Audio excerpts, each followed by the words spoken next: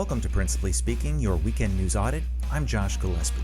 Let's get right to the issues. Issue 1, a vacancy seized.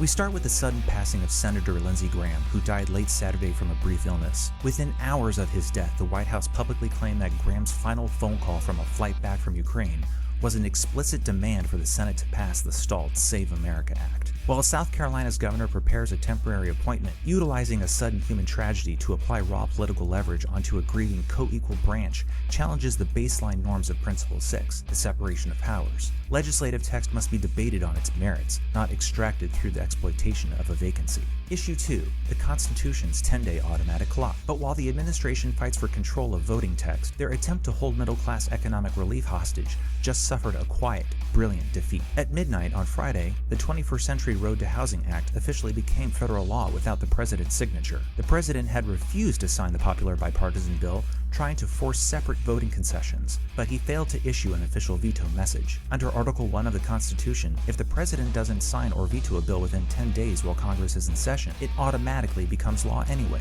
This is a magnificent vindication of legislative primacy and Principle 11, public stewardship. The legislature holds the power of the law, and executive hesitation cannot stall a bipartisan supermajority. Yet the executive branch instantly used its newly expanded powers under the Supreme Court's slaughter ruling to fire the entire bipartisan election assistance commission, replacing them with political appointees to oversee state registration templates. That is Principle 6 colliding directly with Principle 4, the rule of law, trading independent regulatory stability for centralized compliance. Well, that's a wrap. True accountability requires independent checks, protected state sovereignty, and an absolute respect for the separation of branches. When the lines get blurred, the explicit text of the Constitution must hold the line. That's Principally Speaking. I'm Josh Gillespie. Stay rational and stay principled.